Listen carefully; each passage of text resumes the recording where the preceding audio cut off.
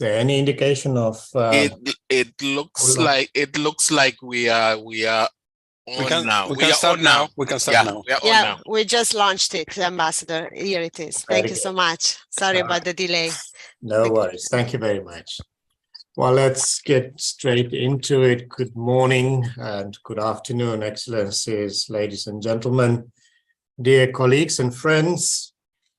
Those of you who are joining us from the Middle East and elsewhere, good afternoon, early good evening to all of us on this important discussion we're having today. Welcome to the annual event of the United Nations Committee on the Exercise of the Inalienable Rights of the Palestinian People, held on the margins of the Commission on the Status of Women. My name is Neville Hertzer, and I'm a Vice Chair of the committee, and I'm also the permanent representative of Namibia to the United Nations. On behalf of the committee, let me express our appreciation for your being here with us today. Since the creation in 1975, the General Assembly has regularly renewed the mandate of the committee to promote the inalienable rights of the Palestinian people, including their right to self-determination as provided by international law and enshrined in the UN Charter. As per its mandate, the committee raises awareness on the question of Palestine and the challenges faced daily by the Palestinian population. And in so doing, it engages with civil society in the occupied Palestinian territory, in Israel and elsewhere. The committee's activities aim at mobilizing efforts to end the Israeli occupation and at achieving the realization of the two-state solution and a sustainable peace. On the 30th of November 2022, the General Assembly adopted the resolution A/72/23. That resolution calls on the committee to dedicate its activities in 2023 to commemorate the 75th anniversary of the Nakba. Building upon the General Assembly's request and drawing from the Commission on the Status of Women's 67th session, today's event is dedicated to discussing the memories of the impact of the Nakba on Palestinians, to highlight the challenges faced by Palestinians, including women, and disseminate reflections on the long-lasting trauma inflicted upon generations of Palestinians through dispossession and exile. The Nakba, which refers to the pivotal and catastrophic events of the spring of 1948 that led to the loss of life, displacement, imprisonment, and dispossession of thousands of Palestinians, seemingly continues to this day through dispossession, expulsions from their homes and lands, and collective punishment and annexation. The events of 1948 and their persistent repercussions to this day have shaped the collective identity of Palestinians. Oral tradition has preserved the history of the Nakba, and Palestinian women have been central in preserving and sharing their heritage, their memory, and their culture. As a continuation of this legacy, Palestinian female authors have been unearthing the history of the Nakba through their essays, novels, and movies. It gives me special pleasure today that we can be joined to have a presentation and discussing the oranges from Jaffa, the title of a book by Nadine Sayegh. Welcome, Sayegh. We are pleased to have you with us today. Our guest author, Ms. Sayegh, was born in Beirut. She grew up in Vienna.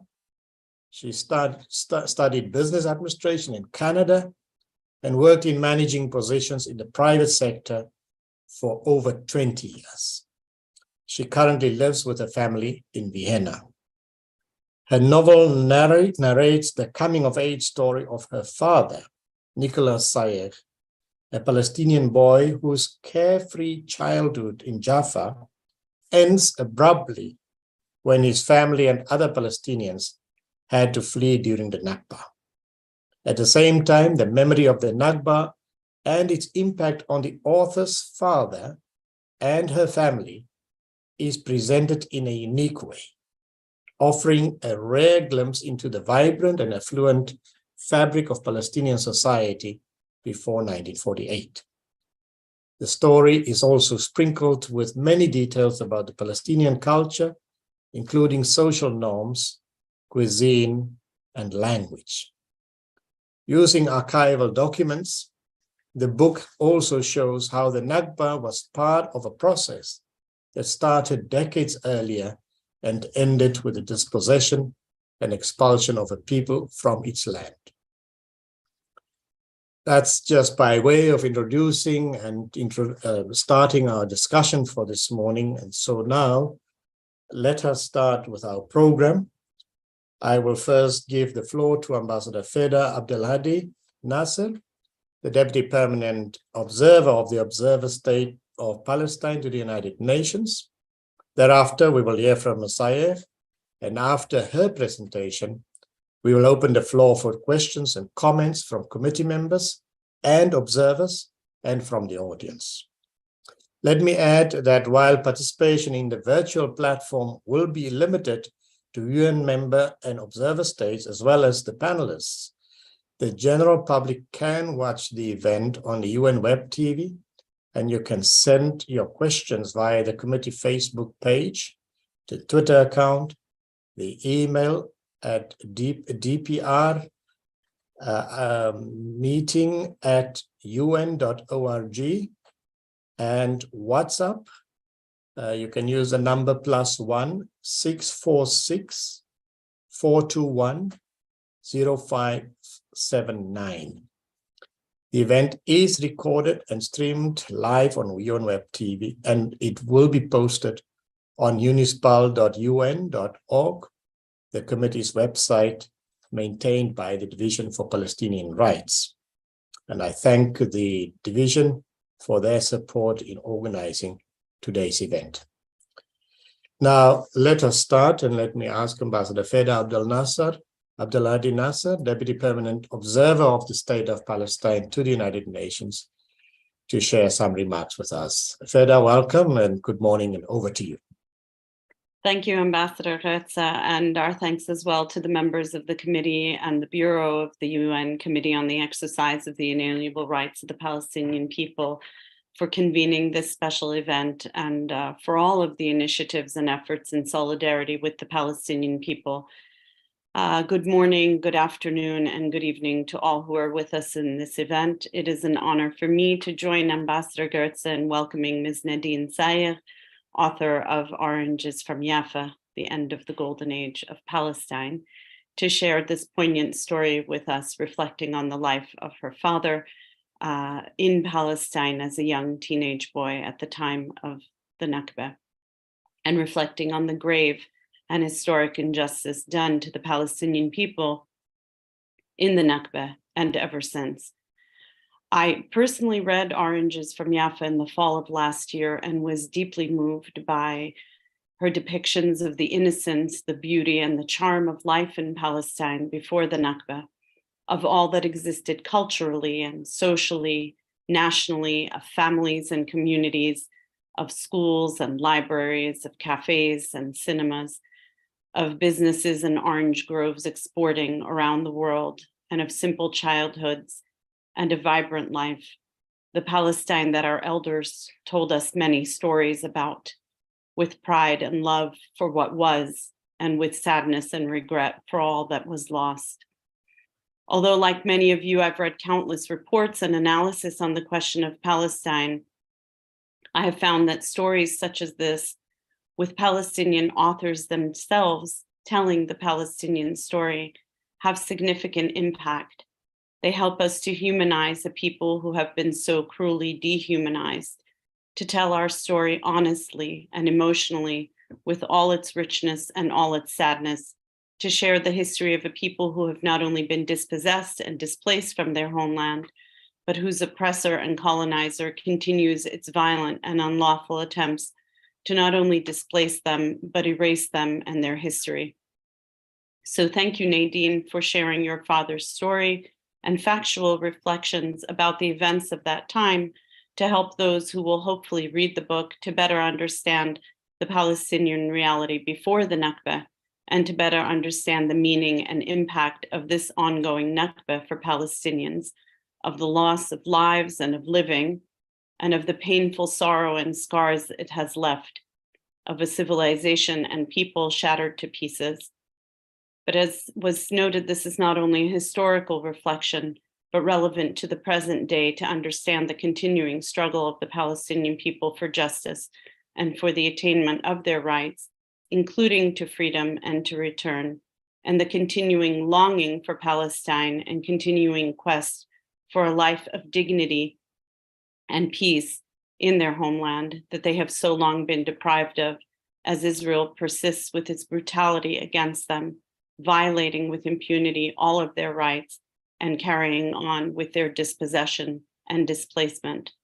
Such longing and aspirations persist generation after generation, despite all that has been suffered and lost by millions of Palestine refugees, by millions of Palestinians under occupation, and by millions of Palestinians in the diaspora.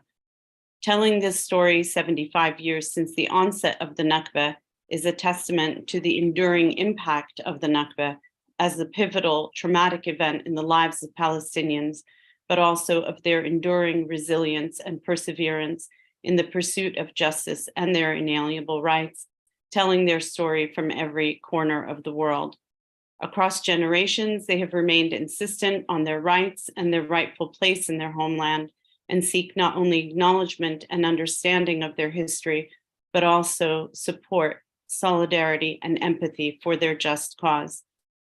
And there are so many remarkable stories of resilience among our people, from young to old, mothers, fathers, children, elders, refugees, prisoners, all proving that even in the darkest moments, they are firm in their belief that we will one day know justice and live in peace. It is in this spirit that I again warmly welcome with us Ms. Nadine Sayegh, and we are honored to share Nadine's work with the United Nations and broader international community as we come together in the 75th year since the 1948 Nakba to reflect on the immense suffering, injustice, and loss borne by the Palestinian people, and to recommit to acting to ensuring for them justice, freedom, and peace.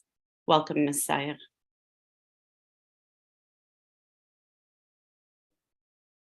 Ambassador Abdelhadi Nasser, thank you very much for those heartfelt introduction and comments, and for framing the issues of our event today.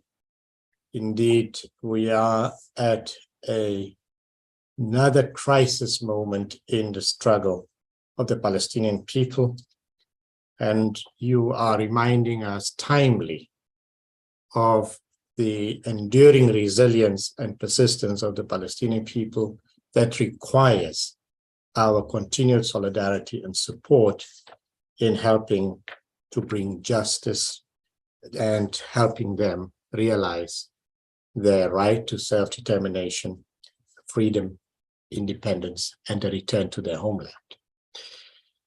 Ms. Sayegh, we are all ears waiting to hear this story from your vantage point, from your own words, as we need continued inspiration on our journey as we try to deal with this unresolved cause of all of us. Ms. Sayegh, thank you for participating in today's event.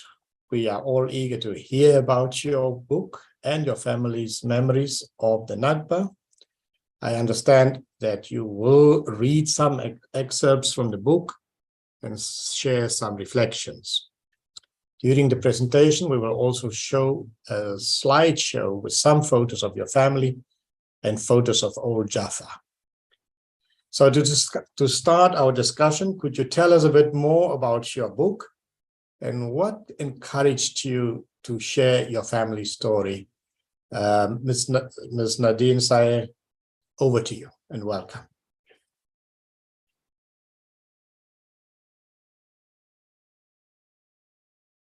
Unmute, please. Thank you, Fida. Very good. Welcome. You have the floor. Thank you very much, Your Excellencies. Good morning, good afternoon, and good evening, ladies and gentlemen. I'm very, very honored to be invited and convened to this event, and I'm very happy to be able to share our family story with you. So going back to your question about what encouraged me to write this book, you see, I was born in Lebanon, but really I grew up in Austria with my family. And these stories that I have collected in the book really are our bedtime stories that my father, who was born in 1936 in Palestine and still lives, used to tell us and share with us. And you see, my childhood and that of my two brothers is completely different of his. I grew up in the 1980s in Vienna, and he grew up in the 1930s and 40s in Jaffa. So his stories were so extraordinary that I felt an urge a few years ago to capture these stories and to keep them, because to me, my father is a time witness. Now you see, I live in Austria, in Vienna, and we have this concept of time witnesses. Usually we refer to that when it comes to the Second World War and what people have experienced during the Second World War. And I see my father as a time witness as well. My father was born in 1936 in a country that was called Palestine. And he's the last generation of people who can, it seems to me, he's the last generation of people who can claim to still have been born in Palestine. So for me, it was an urge, and I felt it as a necessity to make sure that we can collect these stories. And originally, I just wanted to have these stories kept and collected for my children and the children of my two brothers. Collectively, we have there's 7 grandchildren coming from this family. All of us live in Austria. And I just wanted to maintain these stories for them and to maintain their pride also in being descendants of Palestine. And so really the idea was to keep these stories for posterity. And I figured, well, if we have these stories for the children, that's good.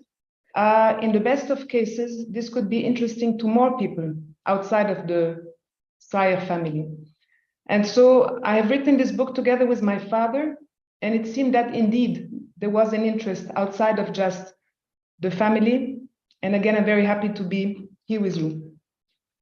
But if it's fine with you, I'd rather just start and read a few pages from the book so as to put you in the bath, so to say. I start from the very beginning. Please proceed, and we are eagerly waiting to listen to extracts. Thank you. Thank you very much, Your Excellency. I got my first bodyguard when I was 11. His name was Jamil, and he was 16. Jamil was half Mapuche from Chile. With his slingshot, he could hit a wasp in flight. He was one of a kind. My father hired him after a kid at school had attacked me with a pocket knife. For Jaffa, in 1947, it was a scandal. No one carried a knife around in their pocket, much less pupils in a private school. At the time, Jaffa was one of the safest and probably also one of the most beautiful places in the world. The city had existed since ancient times. Jaffa, jewel of the Mediterranean, right next to the newly built city of Tel Aviv. Jaffa, blue sky and summer breezes, spiced with the salty tang of freedom and always, always the scent of orange blossom. Jaffa, center of the citrus trade and refined good living. The men wore suits and ties and red feathers on their heads. The women wore long dresses and smiles on their faces. They rode through the streets in horse-drawn carriages or took the bus. Like all boys our age, we children got up to all kinds of mischief. We played soccer, we rode donkeys as if we were cowboys. We accidentally broke windows while kicking a ball around. Once we broke a police woman's window. That was bad luck. We liked to play hide and seek best when it was already dark. We drove our mothers to despair and made our fathers livid with rage. If they got too angry, we would run off with our tails between our legs, but laughing. Oh, I forgot to introduce myself. My name is Nicholas Sayegh. That's who I am. Our family history goes back to 720. We're Palestinian Christians. My father's name is Bshara Sayegh. He owns several orange plantations in Jaffa, along with apartment buildings and a factory. Lots of land, lots of fruit, lots of life. My mother is Rose Zarife. She also owned a number of orange groves and apartment buildings. They met at the dentist. She, a tender 21-year-old, he already 40. They knew each other by sight. He was wearing a black tie, mourning for his mother. They exchanged meaningful glances in the waiting room. Both of them were holding their cheeks because of the toothache. They managed to exchange a few words as they were waiting to be treated. The dialogue followed a certain ritual, the words traditionally spoken to express condolences. I wish you a long life. My condolences, Monsieur Bshara. Thank you, Mademoiselle Rose. May you live long. Such is life. Parting is difficult. Yes, but there's always a new beginning. It's important to have faith. It gives us comfort and meaning to life. Do your grace and beauty come from God or from your dear mother? Ah, now you're trying to flatter me. You have such a pleasant voice. Do you sing? Not really, but thank you for the compliment, Bshara. Do you live in this nice neighborhood? Yes, not far from here. Do you come here often? Not if I can help it. Ah, the doctor is calling. It's my turn. Maybe we can carry on talking afterwards. I'll be there. So you could say that I started life thanks indirectly to a painful molar, as did my sister Frida and my younger brothers, Tony and George. We all have dental origins. In our neighborhood, I was famous for getting into trouble, a rascal of the first order. We lived on top of Jabal Araqtinji Hill, which had been settled mostly by Christians in the district of Ajami. In Arabic, this means Persian, a discreet reminder that Persians had also once pitched their tents there. The hill we lived on was like a miniature Tower of Babel, and the name was reminiscent of the Ottomans. Jabal Araqtinji, the mountain on which Araq is made. It's perhaps a bit of an exaggeration to call it a mountain, but it was nonetheless a steep hill. The main road meandered like a tired boa up to the summit, if you could call it that. There were lots of small streets, lanes, and alleys branching off from both sides of this main street, the end of which offered a panoramic vista as far as the horizon. And that's where our house was, the Sayegh Villa. It's still here today, not far from the stone steps going down if you take back to Ajami and if you're sure-footed enough. The families at the top of the hill had old Christian names with long historical roots. Saliba means cross. Khuri means priest. Zarife means beautiful. Farah means joy. Beirut means from Beirut, and Sayegh, that's us, means goldsmith. Today, you could call it a respectable neighborhood. There was never any need to lock the door. The family name was better than any lock, and mutual trust better than an insurance policy.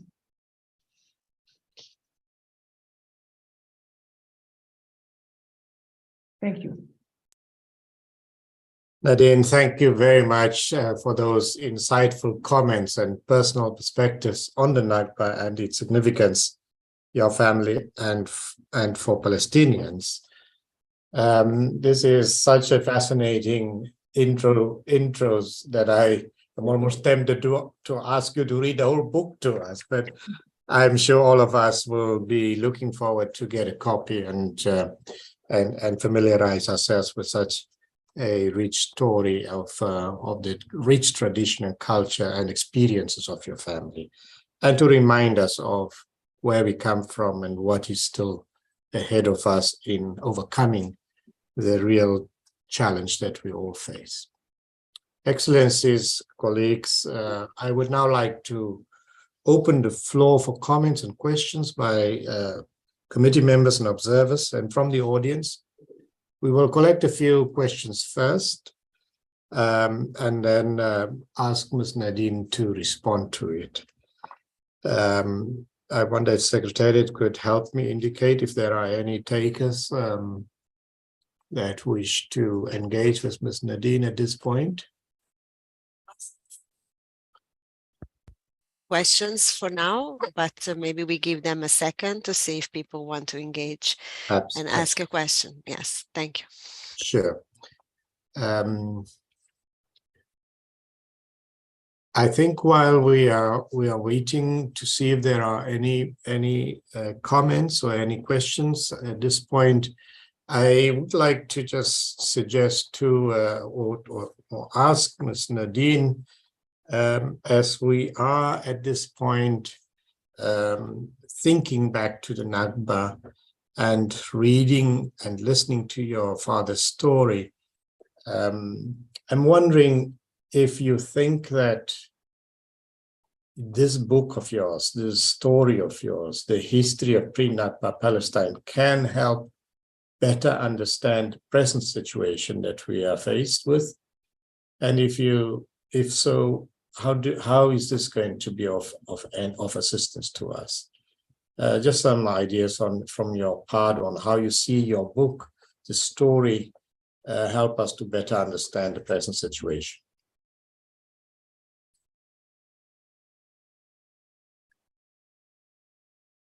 Could you unmute again, please?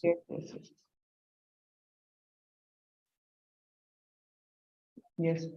Thank you for a very good question. I really believe that the book is very useful in explaining the situation, because the feedback that I receive when I actually do book readings, and I have done quite a few of them, is that the audience, at least in Europe, or if I may say maybe in Austria, is not knowledgeable of what happened in 1948. I can really say the questions, or what I hear from them coming back at me, is they always say, we didn't know. We never learned about that in school. We're completely unaware. This was somehow shrouded behind a veil. We didn't know this side of the story. Everybody in Europe has learned about the Second World War and the Holocaust and all the atrocities, but somehow there's a hiatus when it comes to the Nakba. Nobody knows exactly what has happened. And so the feedback that I get most often from readers of the book is that it was completely enlightening to them. They didn't know anything about it. They're actually surprised, and that it actually helps them understand the news, and that it helps them to frame the news, because they somehow think that it is a religious conflict, and they realize that actually it is not a religious conflict.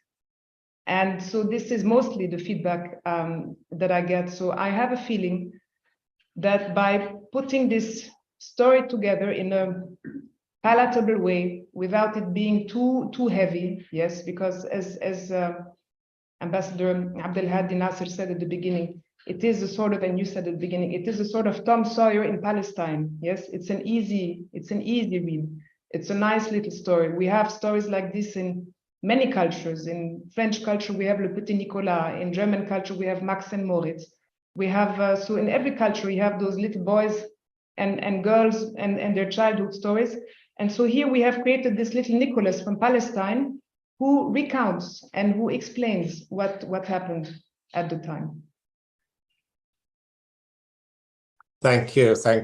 I fully agree with you. I come from history also where we had a hard and long struggle for our freedom and independence. And what we face with today is 32 years after independence, a new generation of Namibians have been born post the liberation of our country and may not necessarily have the same appreciation or maybe recollection or history of what it took to be free. And I think these kind of contributions, these stories would be helpful in reminding and in keeping a connection of the new generation to the history of their people and to better understand and appreciate what it took to get where we are as Namibians today, and certainly in your case, a much longer struggle and battle that I hope would also help the rest of the global community through this story get a better glimpse, a better understanding of where you come from, what the struggle is all about, and to rededicate and commit ourselves to support a peaceful solution to this long-standing conflict. I'm trying to get a sense if there are any other comments or any Ambassador, questions? yes. For now, I think maybe we can ask Nadine if she wants to show her presentation. So maybe that can trigger, some questions also among members and observers and the audience, maybe. Thank you. Absolutely. Thank you, Nadine. Would you please proceed? Yes, with pleasure.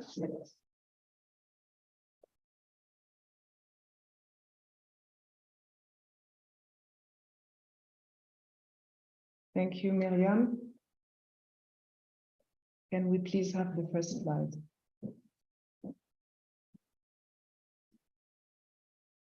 Yes, can we have the next slide, please?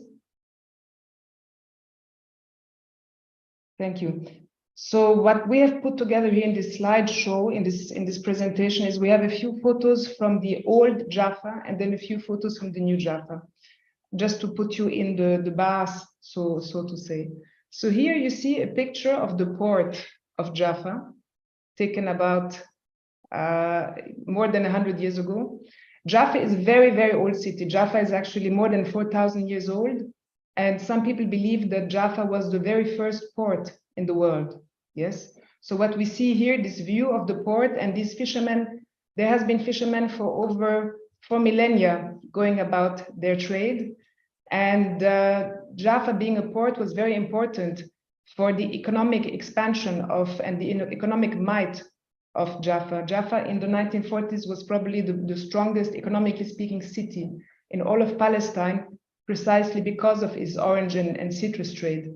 And all those, the export of oranges and citrus was actually being managed through the Jaffa port, and they were selling the oranges and citrus to European cities mainly. And Jaffa also had another relevance from a touristic point of view. Not only is it very beautiful, of course, but at the time, many, many tourists from Europe used to come to Jaffa on their way to the Holy Land. They wanted to go to Jerusalem, Bethlehem, and Nazareth, of course, and to many other places. But so Jaffa was the entry point and the entry port into Palestine. So Jaffa has really been at the crossroads for millennia with other cultures. Can I have the next slide, please? Thank you. So this view of Jaffa is the complete opposite of it, if you want. Here we're actually up on a hill on one of those old Jaffa hotels, looking down on the city towards the sea. And towards the city, you see the sea in the background. And what you see in the foreground is quite interesting because this doesn't exist like that anymore. You see actually Jaffa as a city with all these orange groves and the palm and date palm trees. You see Jaffa as this very city really fixated on agricultural produce. And basically you see the exports from Jaffa here on this picture. Unfortunately, these orange orchards don't exist anymore. There are some, of course, still, but not to this extent. But I find it interesting that about 100 years ago, Jaffa was still that lush and that green. as it was. This is a picture that is particularly interesting also because I showed it to my father and he had something interesting to say about it. Now, of course, this is like the city center of Jaffa, if you want. It is the Clock Tower Square, which is the place where everybody meets, where today and back then you had the coffee shops, the places, the place where people used to gather. But the house that we see in the middle is called the Zarifiyye, after the Zarife family, my grandmother. So the family of my grandmother owned this block, and they were renting it out to merchants who had small shops, to doctors, to lawyers. They even had a cabaret with Arabic dancing and songs. So it was like, if you wanted, it was a sort of shopping mall at the time. Thank you, Miriam. So this is, again, the book is called Jaffa, Oranges from Jaffa. So really everything revolves about the orange. So we thought it's worthwhile to actually look at this a little bit closer. So here on the right-hand side, you see the workers doing the packing. I mean, these oranges were destined for export to Europe, yes, to very refined taste buds in Europe. So here what the men are doing, they're actually wrapping individually every orange, making sure and doing a very stringent quality control, making sure that there's no rotten oranges that actually come into the crates. And so they wrap every orange individually, checking, and then they put it into the crates. And if you look at the left-hand side, I think it's a very beautiful photo where you see how then they do a second quality control. They put the oranges in the crates, wooden crates, by the way, and then they nail them. And I found it very amusing to see that the marketing back then was as great as ever. The oranges are of the brand St. Peter. We even see St. Peter's key. I suppose that they tasted heavenly. But you see with what really quality control was something that was very important. So these were high quality export products. Yes, thank you. This is the famous Al-Hamra cinema. This is not a cinema anymore. Today, I think it hosts the Church of the Scientology in Jaffa, but it was designed and constructed as a cinema by a Lebanese architect, I believe, in the 1920s. As you can see, it is magnificent. I think it is, I don't know what is the style, maybe Bauhaus, but you will see a Palestinian flag on top of the cinema. And it plays an important role in my book because, of course, this was the place for fun and recreation. And at some point in time, my father, as a young boy, he really wants to see a film, and he ducks out of school with his best friend, and they go to the cinema, but they don't tell their mothers. And so the mothers are very upset because the boys don't turn up after school, and they go looking for them. And eventually they go into the Al-Hamra cinema where they find the boys, and they drag them out of their ears, out of the cinema. And now, of course, they had a good laugh about it, but at the time, they didn't find it so much fun. But the cinema was a very important place in Jaffa, of course. Thank you. So now we move into the present. Last year, I have been invited to come to Jerusalem and present my book. The book was initially published in German, in Austria, in Vienna, and then I was asked to translate it into English and to come present it at the Willy Brandt Center in Jerusalem. And so, of course, I was more than happy to oblige. And there is, in one chapter, I described the summer vacation of a Palestinian family, because really I'm describing ordinary life of a Palestinian family. And so the family used to always go to Beit Jala, to this Everest hotel. It was called Everest Hotel because it was on top of a small hill. Yes, maybe Everest is a bit grandiose, but it was a beautiful hotel, and you can see how it looked like in the 1940s. And when I went to Beit Jala to visit it 75 years later, this is what it looks like. Yes, it is still owned by somebody from the same family back then, but really you see the barbed wire and the windows and the way they look like. It was, I have to say, disheartening experience. While I was very happy that the hotel still exists and is still used as a hotel, but it is, of course, the days of glory are long over.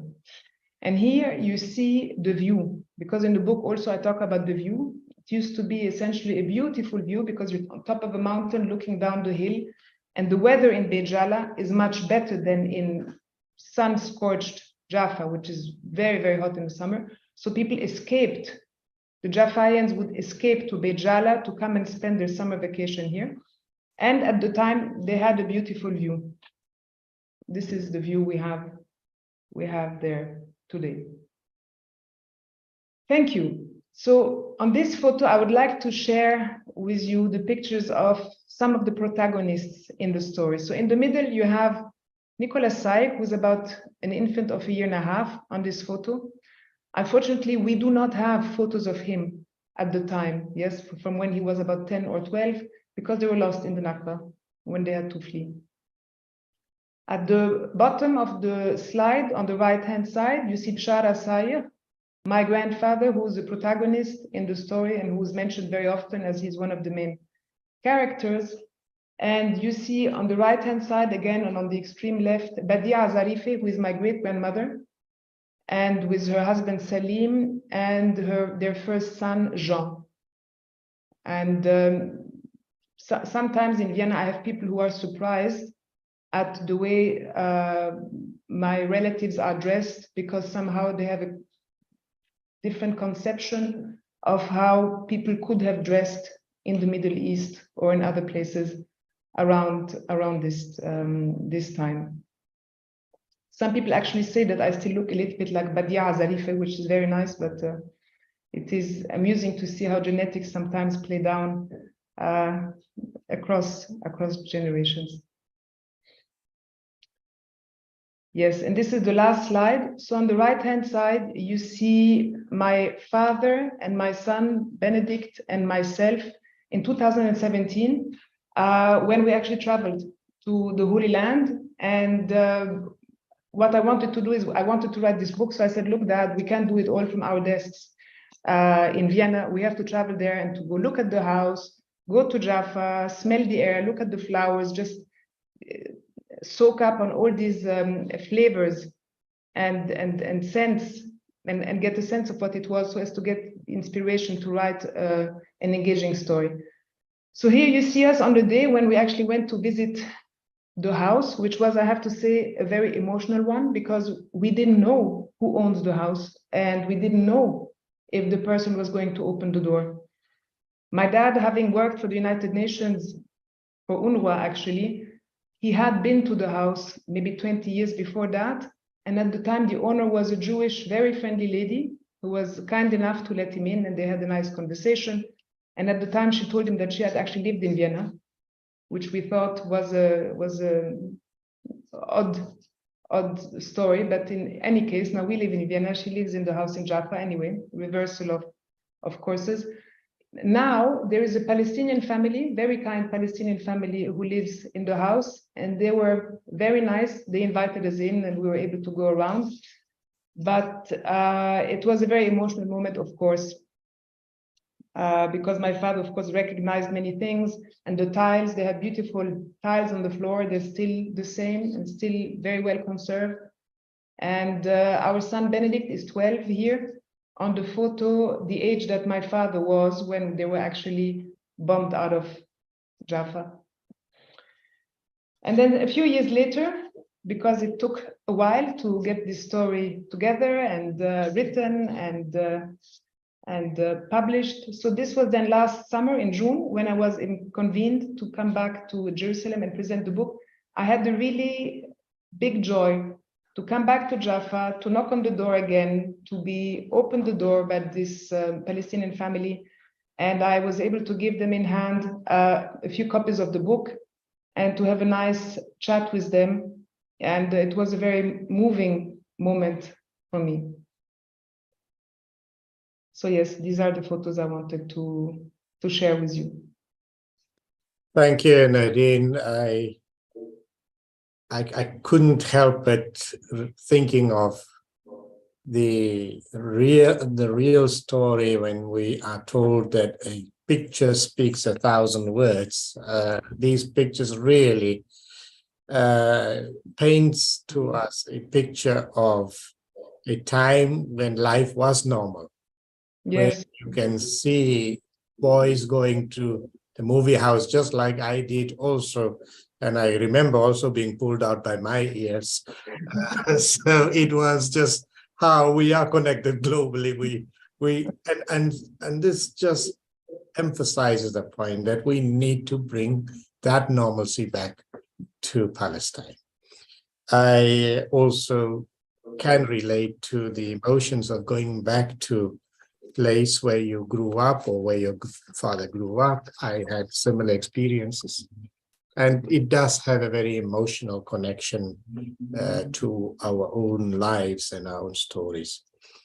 Ambassador Feda, I wonder if you have an additional point you want to raise, or maybe just to engage with Nadine on any of the things we've heard. Perhaps we could even ask her to share a further extract from the book.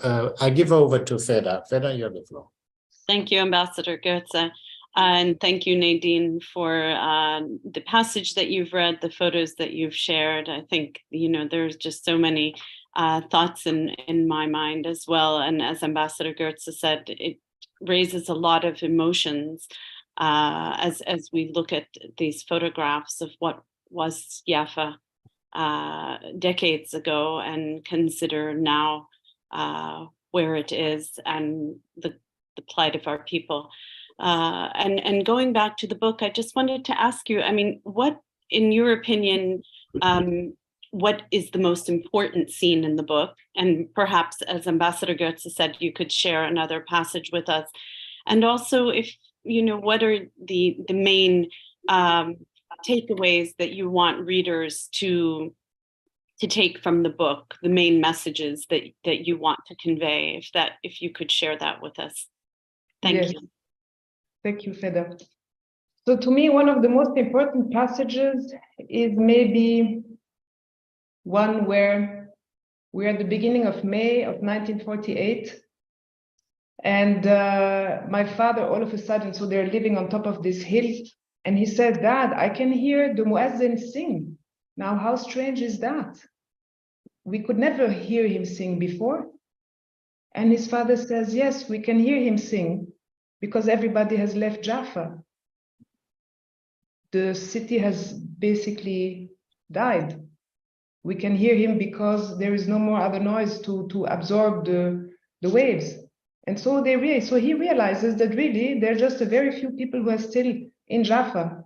Most of the population, a big part of the population has left because they have been terrorized away and they have gone.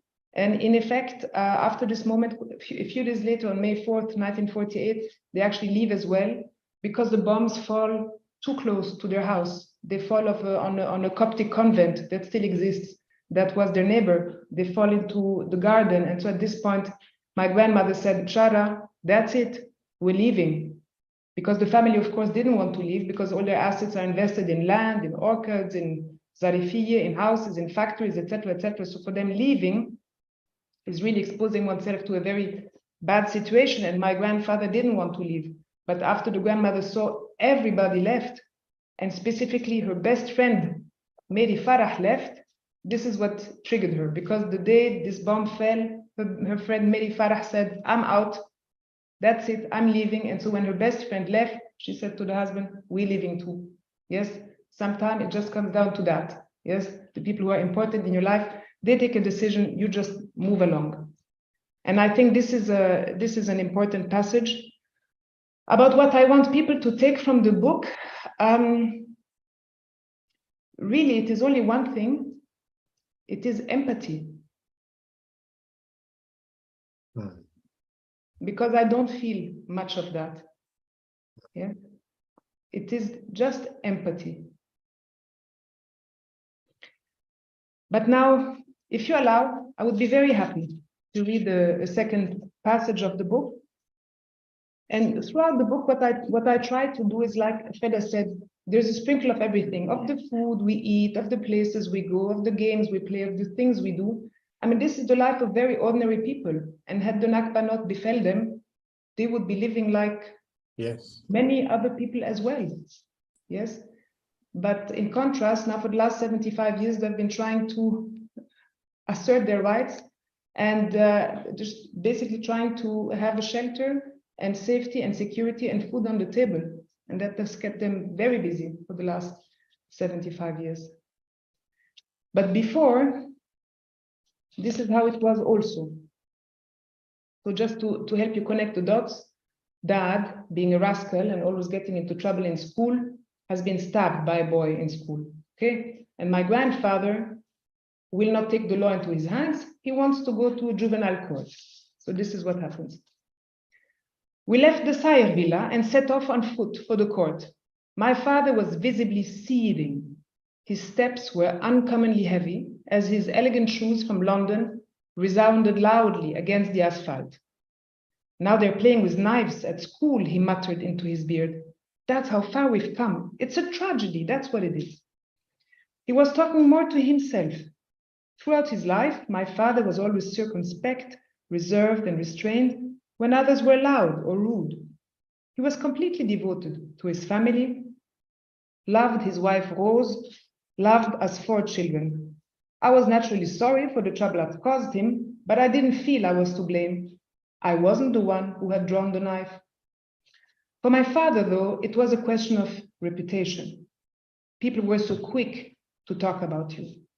Shara Sayegh, major landowner and businessman, has to accompany his son to juvenile court? Did you hear it all? Did you already know about that? Ah, yes, there was a knife fight or something like this.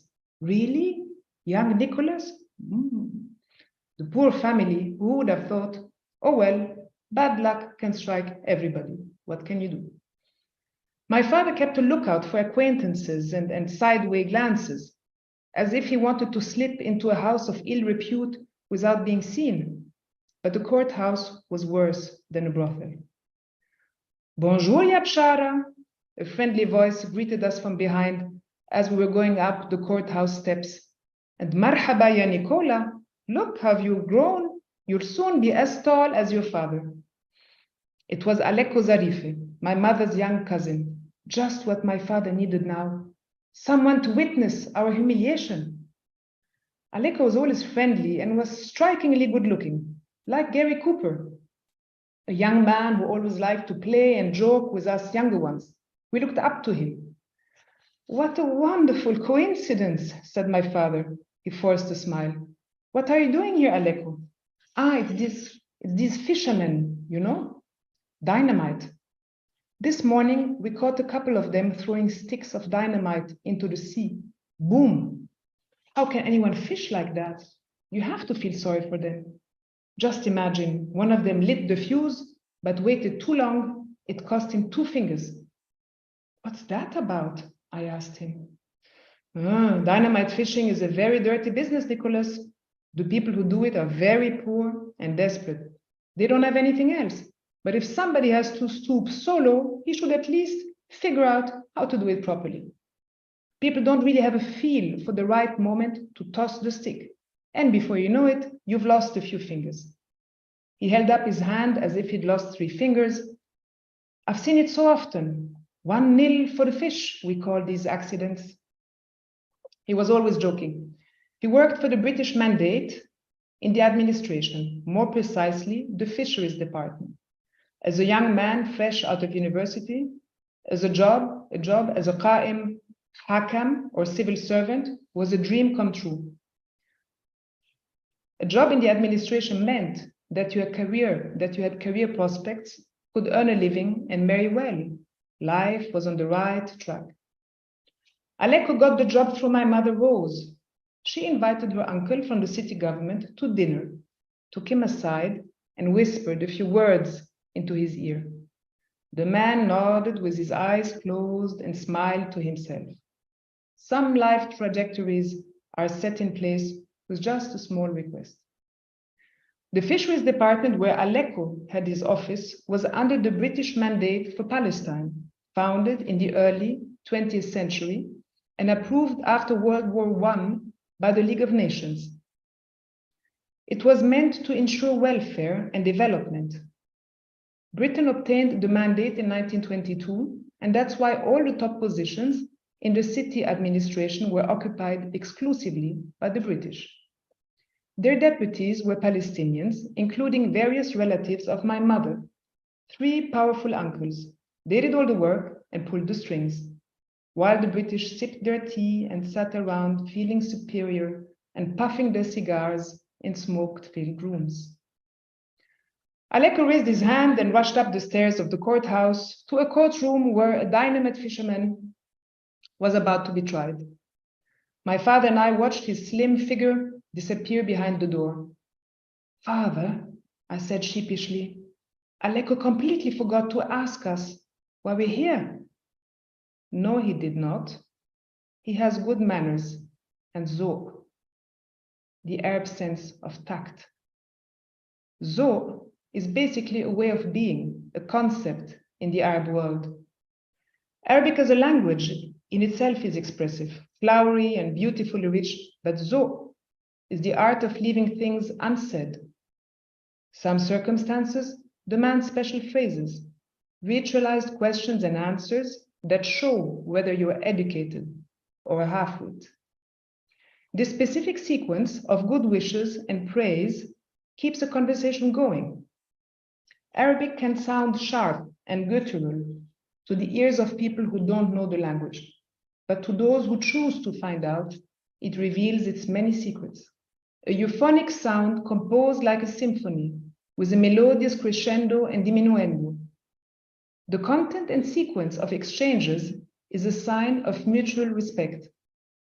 The greeting, peace be with you, inevitably meets with the response, upon you be the peace. When somebody steps out of the bath or shower or comes out of the hairdresser, you would say na'iman, which means approximately, may softness descend upon you.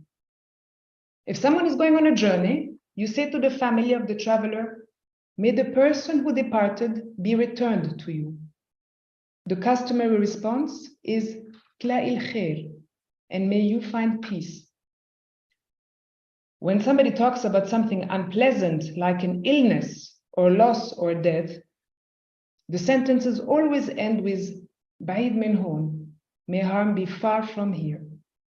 It is particularly important when complimenting someone or mentioning something good that happened to someone else to add, in the name of God. This shows your counterpart that you're not envious. Envy is seen as very inelegant, something that immediately awakens the evil eye and attaches itself to you like an oil stain on a white shirt. When the conversation turns to children, it is advisable to repeat the word smallah, in the name of God,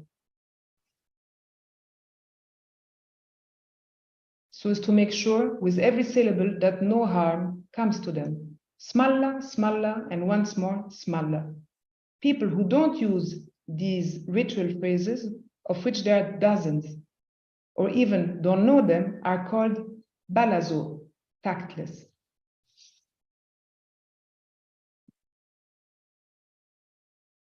Thank you, Nadine. Really, it is so touching to hear the conversational language that you are using in your book to bring it down to a level where we can identify with the story, but also read and be educated about what really was going on at the time, how people were affected at a human level, at the core. I think this narrative, this storytelling nature of the book and the language that you are using certainly can help bring a more effective understanding of this bitter history. And we need to make sure that people do not get confused. I think they need to understand that this is a story that reflects the real struggle that has happened and that is ongoing. So thank you so much for sharing these passages with us. And I would encourage all of us to make ourselves, I hope we can order it on Amazon or somewhere where we can get a copy to start reading the full story. We look forward to more of that. Ambassador Feder, do you have any last words you want to share with Nadine? Thank you, Ambassador Neville. And I do want to, before we close, to express our warm thanks to Nadine for the presentation of her book, Oranges from Jaffa, and for the poignant reflections she's shared with us. We're also grateful to all of the participants that joined our discussion today, to all the UN delegations and others. And again, thank you to you, Ambassador Neville, and to the Bureau and Committee and the UN Division for Palestinian Rights for all their support to the Palestinian people. I think that we, gathering here for this book talk, but as you noted earlier, as part of our commemorations of the Nakba, and Nadine has graciously shared the story of her family through the eyes of her father at the time of the Nakba, but we need to be reminded of the UN's responsibility towards the question of Palestine, and that is a permanent responsibility until a just solution is achieved in line with international law and UN resolutions. And that responsibility, as we've discussed today, regrettably remains unfulfilled as the Nakba that befell the Palestinian people following the 2 world wars and the General Assembly's decision to partition historic Palestine in 1947 continues to this day, depriving generations of their fundamental human rights and forcing on them the misery of exile from their homes and homelands as refugees, and the misery of an illegal, inhumane colonial occupation and apartheid regime. And it is time for accountability and time for justice and time to address the root causes of this historic injustice. And as we think about future generations in the midst of the crises and challenges facing our world today, as the UN is doing now in its preparations for the Summit of the Future, we cannot forget history. And this story that Nadine has shared reminds us of that history and of our obligations to past generations. We need to do justice by them in order to ensure justice for the present generations and for future generations, and ensure the better, peaceful, dignified life all people are entitled to equally and without exception, including the Palestinian people. And I once again thank you, Nadine, for joining us, for sharing this rich story with us, and do encourage others to read it. And Nadine has promised some copies that I will hopefully be able to share with the Bureau and committee members soon. Thank you. Thank you, Ambassador Neville. Thank you, Ambassador Abdelhadi Nasser, for your comments, and I couldn't agree more with everything you have said. Absolutely a stark reminder of a struggle unfinished. Excellencies, dear colleagues, friends, we have come to the end of this virtual event. Ms. Sayegh, I want to thank you once again for sharing your personal story and for this very insightful discussion about such difficult topic that still resonates 75 years later in the heart and minds of millions of Palestinians, and to all those who are in solidarity with the Palestinian people. Your account has been really enlightening, and it has once again highlighted the importance of women, the perspective that women bring, and the contribution that women bring to the achievement of a just and peaceful solution to the question of Palestine, until we realize the objectives of the 2 states, Israel and Palestine, living side by side in peace and security, with East Jerusalem as the capital of the Palestinian state. It's been an honor to chair this presentation today. The committee stands ready to continue to support these activities, and we, as usual, with the Secretariat, will prepare a summary of this discussion that will be posted on the committee's website and disseminated via social media. We look forward to your ongoing engagement and to welcome you in future activities of the committee, in particular the events to commemorate the Nakba that we will convene on the 15th of May. And I'd like to repeat, the 15th of May, that is mandated by the General Assembly for that occasion. And I once again thank all the participants for spending time today with us to learn about this interesting, fascinating, historical journey to a life and a time when people in Palestine knew a life different from what we now are experiencing for the last 75 years and more. Thanks for all your attendance, and we look forward to seeing you at our next event. This meeting is now adjourned, and I wish you a wonderful rest of the day or evening wherever you are. Thank you very much. Thank you. Thank you. Thank you, Nadine. Thank you, Ambassador. Thank you. Bye-bye. Bye. Well done, Nadine.